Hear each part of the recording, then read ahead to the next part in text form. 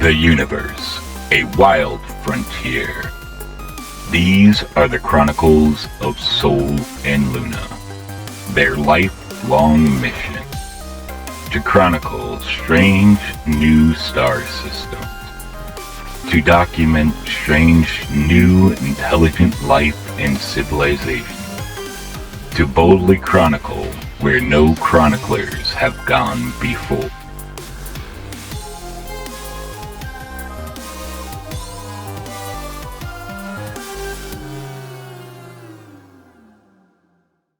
Welcome humans and viewers from across the universe to our premiere episode on the topic of human excess. Many civilized species have developed a fondness for leisure and luxury. However, when it comes to humans, they tend to take things to the extremes. Our series will focus on many different areas that humans take things to the extremes. This will include excess in their lifestyle, living, spending, hoarding, and consumption of media and food. We will show numerous ways in which humans find to take things to the extremes and live in excess. Each episode will focus on a different area. We may do a deeper dive later on some of the individuals featured in this series. For our premiere episode, we will be focusing on human consumption of food through extravagant and excessive ways. Food is something almost every living thing needs.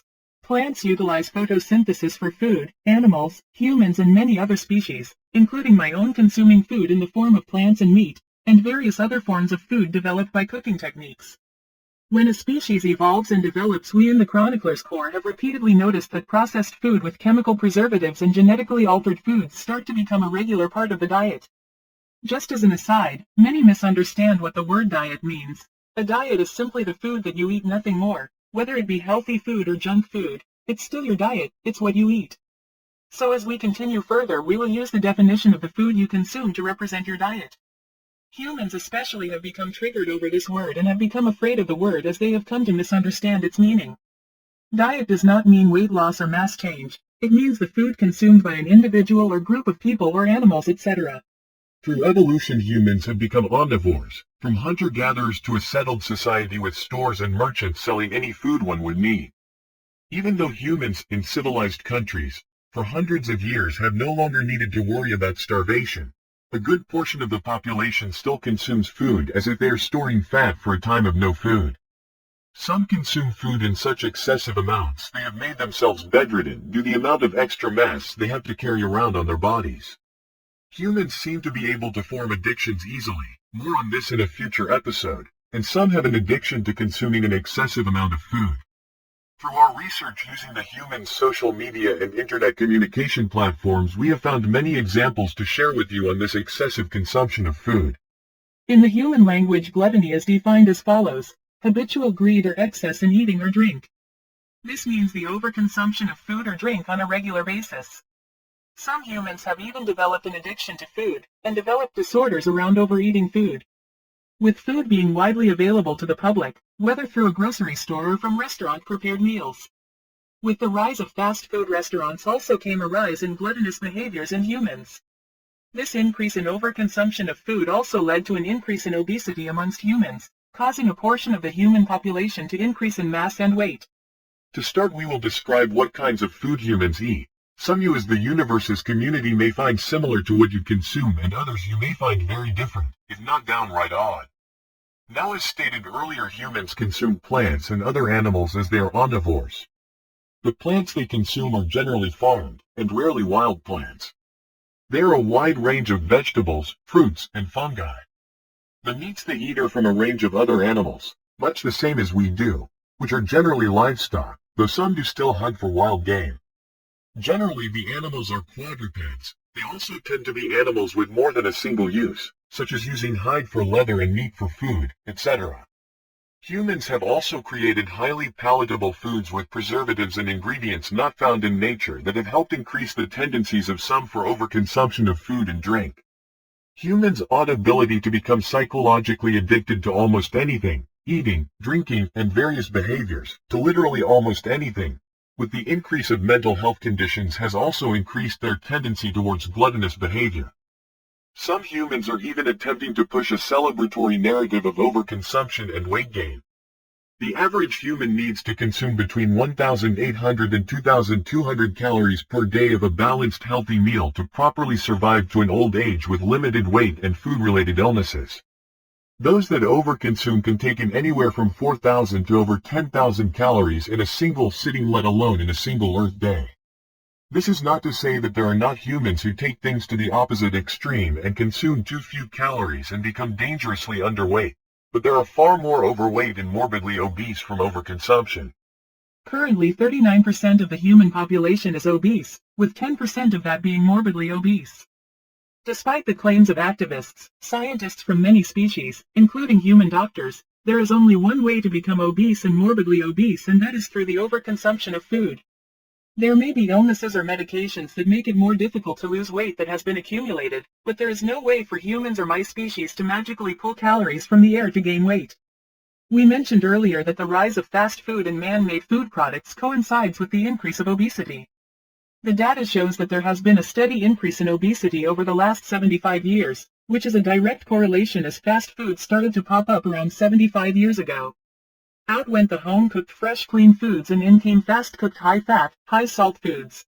We have several examples of humans consuming excessive amounts of food, mostly fast food, to show the correlation, as the individuals also tend to be rather large in mass. Now it is impressive how much food some of these humans can consume in a single meal. However, it is very unhealthy and affects their lives in ways they either don't care about or are in denial of. For some reason, humans enjoy showcasing just about every part of their lives on the internet, and this also means eating on the internet and on social media. In our research, we found two major events that brought eating online to the forefront. Before these two events, there may have been the occasional person eating online, but nothing compares to today's videos. Previously, one may have seen another having a snack or beverage, but it wouldn't amount to much else. Today, there is a rather large area of social media focusing solely on eating and eating large amounts of food. For the two major events that changed the eating on social media landscape, it is very difficult to tell which came first. However, it is our belief these events occurred without knowledge of each other, as the motives behind them happening are very different. The first we discuss is something that happened in the Earth year of 2010 in the North American continent. It is something a group of friends decided to get together and do, as well as share their love for indulging in strange combinations of food and drink. We are talking about a YouTube channel named Epic Mealtime. They are one of the earliest, if not the earliest, examples of humans consuming an extreme amount of food in a single sitting, at times up to 40,000 calories. EMT started by combining mass amounts of fast food and usually adding bacon and/or alcohol. Eventually, they would branch out to food they would cook themselves or creations that would combine their cooked food with fast food, almost always with added bacon and always in extreme portion size. Some knew them as the Bacon Guys because of how much bacon they would use in each episode and their expressed love for it. Epic Mealtime quickly grew as a channel and still continues to this day, though the content is a bit different from the massive caloric consumption of their origin. You may still have the occasional food-related episode, mostly some kind of spicy hot food challenge. Though they should be remembered for their beginnings and what they brought to the world in their entertaining, but unhealthy, epic meals. The second event, which occurred around the same time in the same year of 2010 as Epic Mealtime, is something called Mukbangs. Mukbangs initially started in Asia, South Korea specifically. The word mukbang is a combination of two words that when combined means online broadcast of people eating. Initially, this started because of a fascination with Koreans watching celebrities eating on television or in movies. Then eventually became something more of a dine with me online. The broadcaster would essentially be having dinner with the audience in a similar manner to an in-person dining experience. By the human year of 2014, mukbangs grew beyond just Korea and changed media platforms to begin broadcasting on YouTube. Shifting to YouTube allowed mukbangs to start becoming a global genre of media and online social interactions. By the year 2015, an American YouTuber started to create mukbang videos that became immensely successful, with her video reaching over 2.5 million views. At some point, mukbangs started to change as it started to become saturated with non-Asian creators. A few different genres of mukbangs started to circulate and become popular. One of the first to become popular were ASMR mukbangs. ASMR stands for Autonomous Sensory Meridian Response, and is very much focused on enhancing the sound of whatever the subject matter is. The ASMR mukbangs would have little to no speaking in them, and focus on the sounds of the food, even the sounds of opening packages or of the dining ware. The second genre of mukbangs that became popular focuses on the amount of food consumed rather than sound or creating a friend-like environment. There is something of interest to note when looking at mukbangs based on large portions, that is when you look at Asian creators versus Caucasian creators. Oddly, there seems to be a rather large difference in the creators of the two races. Asian creators tend not to be obese or even overweight, though with everything there is a rare exception or two. Then when looking at Caucasian creators, they have a greater tendency to be overweight or obese, if not morbidly obese. Mukbangs do still exist in their original form even with the new genres that have developed. It is interesting to see how these genres will grow and change over time. Our next episode we will be introducing you to some of the larger mukbangers on YouTube, and some creators that are using mukbangs just as an excuse to binge and continue to gain weight while having something other than themselves to blame.